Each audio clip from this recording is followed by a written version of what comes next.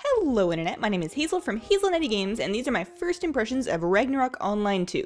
This is not an indie game by any stretch of the imagination, but I have spent a fair bit of time in it, and I want to give you an overview and my thoughts on this for anybody that's in the market for another MMO, or just kind of saw it on Steam and was wondering what it is about. This is a free-to-play MMO that is available through Steam. It's called Ragnarok Online 2 Legend of the Second, which I would like to start out by saying that is the dumbest subtitle name I have ever heard. You cannot make a sequel, put the number 2 on it, and then say Legend of the Second, especially considering that playing through some of the story, like at least the first 5 to 10 hours of story in the game, I have heard nothing whatsoever about whatever the second is supposed to be, so I think it's really just a second MMO, but I could be completely wrong there.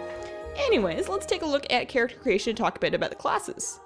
So, it's very typical MMO in that you pick a class, and then you have a number of different ones. Swordsman is just going to be your melee. Warrior type, Magician is obviously going to be your mage.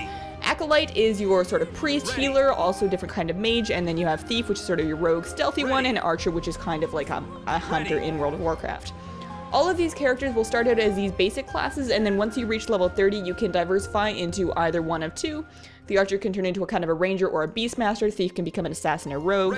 Acolyte become a priest or a monk. A monk is sort of a damage, more support class. Swordsman can become a warrior or a knight, so you can go melee DPS or melee tanking. And then Magician can be a wizard or a sorcerer, which I believe are just different styles of magic damage. In addition to picking your class, you also pick a job that is going to be your crafting profession. You can pick a chef, you can pick an alchemist, you can pick a blacksmith or an artisan. The things that you create when you are crafting, you can then sell to other players, and you can only craft in one different discipline because that is your job. You'll level that up alongside with your normal character level. Alright, as you might have noticed, the character models and pretty much everything about this game is very strongly anime styled. Number of different hairstyles, different hair colors available. They go pink, they go green, they go all sorts of crazy things like that.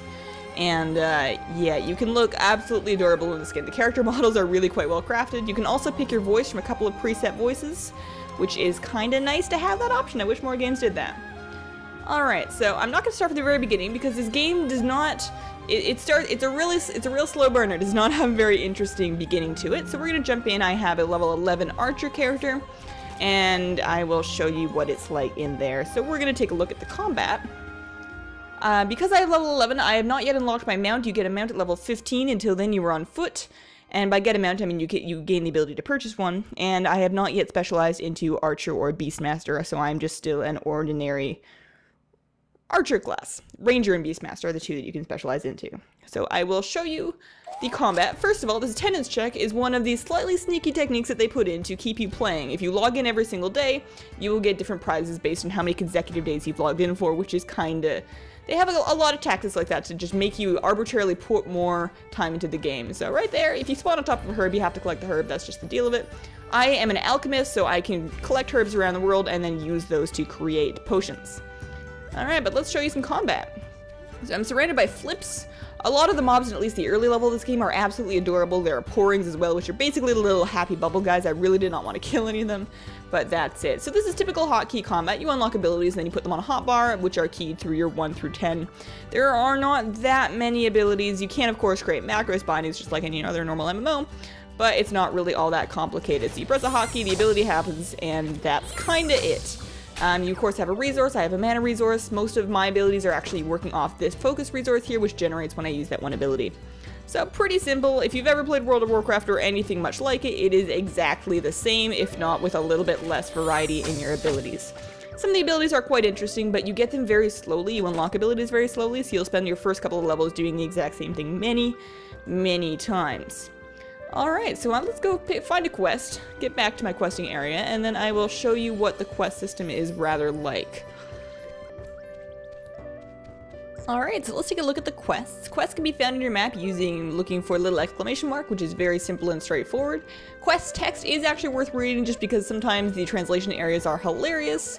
Translation errors, rather, so let's go talk to our quest giver. He has a wonderful mustache. Flip, flap, flip, flap. We meet again. Etc., etc. Acquire the designated amount of leaf clothes from Andanora's, and he also wants something else. us to defeat the Andonora King. So you will notice as you go through this game, if you do decide to play it, that the quests are overwhelmingly kill quests with a couple of pick things off of the things you kill quests, and maybe a couple of collection quests. But for the most part, you're going out and you're killing a large amount of stuff, and that is your quests. You will find that concept of just killing a large amount of stuff repeated quite frequently throughout the other areas of this game. But in any case, let's go ahead and kill the Flip King to get the Flip Hair ornament, because you know what, why not?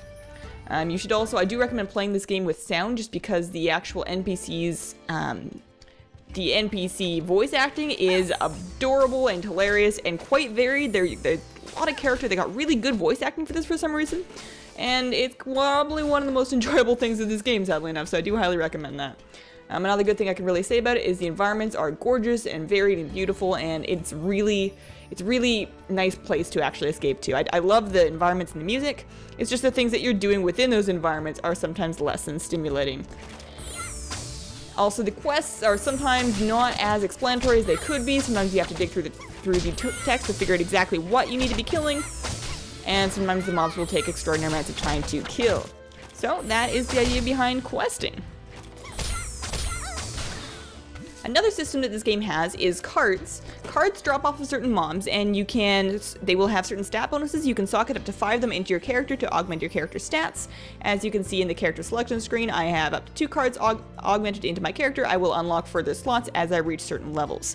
You can also see the cards that you have collected, and then you can actually combine cards to create new cards as well, which is kind of neat.